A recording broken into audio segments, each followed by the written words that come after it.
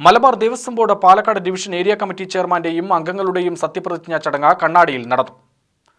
കണ്ണാടി കുറ്റിക്കുളങ്ങര ഭഗവതി ക്ഷേത്രത്തിലാണ് പരിപാടി നടന്നത്. Malabar Devaswom board chairman എം.ആർ. മുരളി ചടങ്ങിൽ വിശിഷ്ടാതിഥിയായി.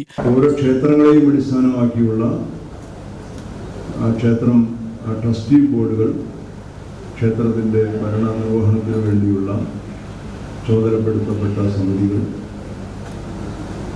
ഇങ്ങനെയുള്ള 3 സംവിധാനങ്ങളും ആ സംവിധാനത്തിന്റെ കൂടെ ദേവസ്വം കമ്മീഷണറുടെ നേതൃത്വത്തിലുള്ള ഉദ്യോഗസ്ഥ സംവിധാനവും ക്ഷേത്ര ഭരണാധികാരികളായിട്ടുള്ള എക്സിക്യൂട്ടീവ് ഓഫീസർമാരും എല്ലാം ഉൾപ്പെടുന്ന ഒരു സംവിധാനമാണ് മലബാർ ദേവസ്വം ബോർഡ്. മറ്റ് ദേവസ്വം ബോർഡുകളിൽ നിന്നും വ്യത്യസ്തമായിട്ടുള്ള ഒരു ഭരണ സംവിധാനമാണ്, നിയമമാണ് മലബാർ ദേവസ്വം ബോർഡിനെ സംബന്ധിച്ചിടത്തോളം നിലവിലുള്ളത്.